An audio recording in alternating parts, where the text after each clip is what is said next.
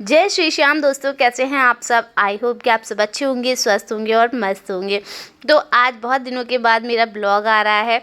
Actually हम लोग जा रहे हैं कहीं घूमने, मैं और मेरी नंद, बस और कोई भी नहीं, ना मेरी फैमिली से ना उनकी फैमिली से, ना कोई बच्चा ना कोई पति, कुछ नहीं, बस हम और वो।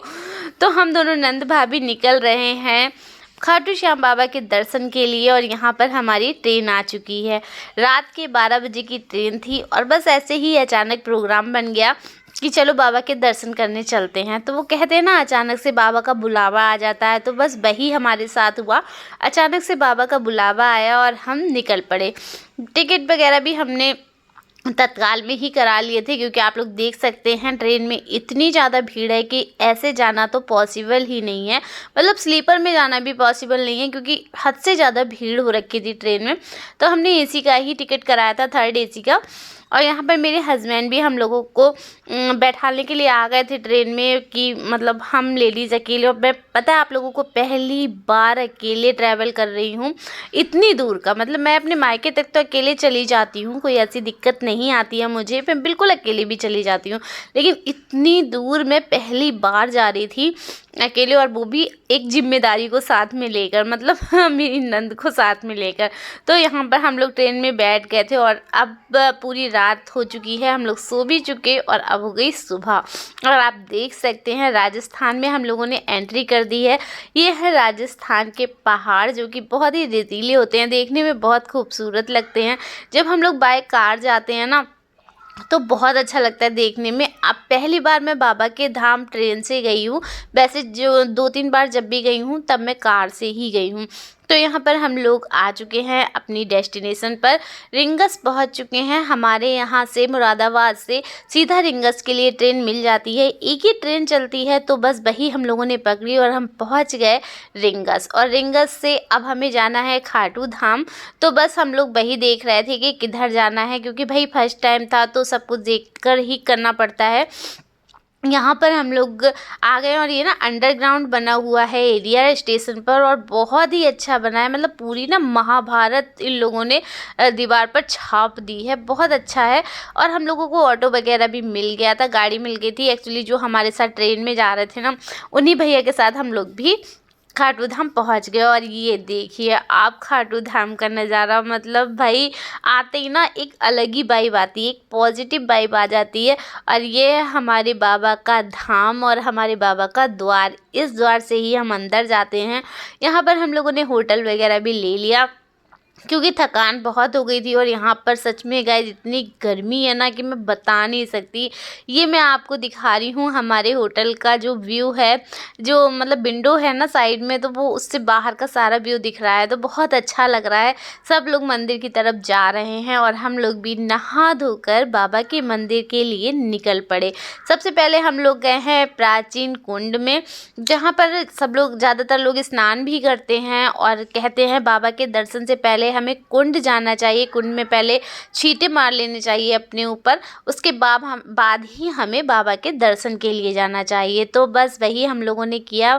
कुंड में हाथ पैर धोए और अच्छे से छींटे भी लगाए अपने ऊपर। उसके बाद हम लोग निकल गए हैं बाबा के धाम के लिए, बाबा के धाम नहीं, बाबा के दर्शन के लिए। और सच में गाइस इस टाइम ना बिल्कुल भी भीड़ नहीं थी, बिल्कुल भी नहीं। तो हम लोगों ने बहुत ही अच्छा डिसीजन लिया इस टाइम दर्शन करने का, क्योंकि बहुत ही अच्छे से दर्शन हो गए हम लोगों को। और बस हम लोग बाबा के करीब पहुंचने ही वाले हैं। सोचा था, बहुत कोशिश की मैंने कि आप लोगों को भी दर्शन करा पाऊँ, लेकिन सॉरी फ्रेंड्स, मैं आप लोगों को दर्शन तो नहीं करा पाई बाबा के, बस बाबा का धाम दिखा पाई, क्योंकि वहाँ पर अलाउ नहीं था मोबाइल चलाना। मतलब जब बाबा के सामने जाते हैं ना, तो खुद ही मन नहीं करता है कि मोबाइल वगैरह यूज करूँ, क्योंकि बस बाबा को देखने का मन करता है। हम लोग इतनी दूर दूर से आते हैं बाबा के दर्शन के लिए, तो मैं तो हर इंसान से यही कहना चाहूँगी कि उस टाइम मोबाइल को एक साइड रख दिए और बस बाबा में ध्यान लगा लें। तो भाई हम लोगों ने दर्शन वगैरह कर लिए, फिर बाहर आके चाय पी, और अब शाम हो गई है, रात हो गई हम लोगों को घूमते घूमते। तो अब फिर से हम आ गए हैं तोरण द्वार पे।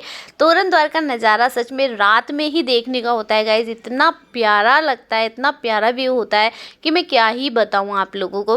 तो हम लोग रात में आ गए हैं यहाँ पर। एक्चुअली हमारा जो रूम था वो तोरण द्वार से बहुत दूर था और मंदिर के बहुत पास था।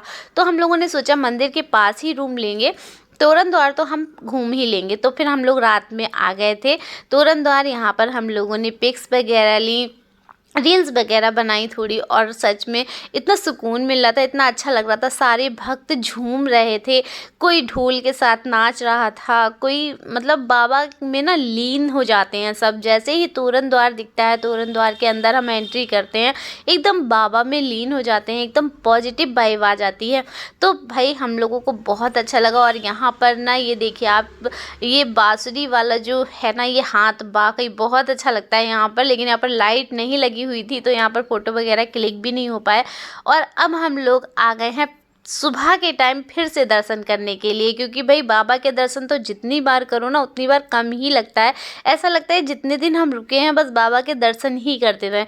वो तो पता है यहाँ पर ना बैठने की जगह नहीं है, नहीं तो मैं तो बाबा के धाम में ही बैठी रहती जितना टाइम भी बाबा के दरबार में रुकती। तो इतना सुकून मिलता है, मन करता है बाबा से मिलने का।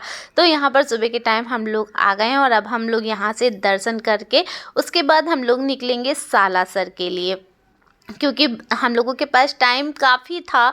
एक्चुअली जिस ट्रेन से हम आए थे उसी ट्रेन से हमें वापस जाना था, तो वो ट्रेन 2 दिन बाद जाती है, तो हमारे पास 2 दिन का टाइम था, तो 1 दिन एक्स्ट्रा ही था हमारे पास। तो हम लोगों ने सोचा आराम से करते हैं, बाबा के दर्शन करेंगे, उसके बाद हम खाटू धाम के सालासर धाम के लिए निकलेंगे, बालाजी के दर्शन करेंगे।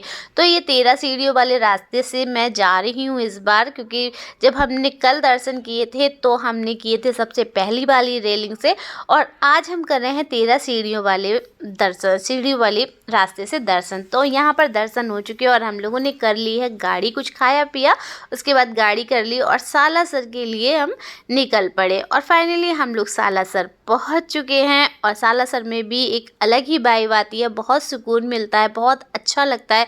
गर्मी तो भयंकर पड़ रही है, राजस्थान की गर्मी की बात मैं क्या ही कहूँ, सच में बहुत विकट वाली गर्मी पड़ रही है भाई। तो और जिसमें कि हम लोग मार्च में गए हैं, तो सोचिए कितनी गर्मी पड़ रही है भयंकर। अब हम लोग बाबा के दर्शन के लिए जा रहे हैं और बाबा की हम लोग बिल्कुल द्वार पर पहुंच चुके हैं और बहुत ही अच्छा लग रहा है, बहुत ही सुकून मिल रहा है। और हम लोग पहुंच गए हैं बाबा के धाम।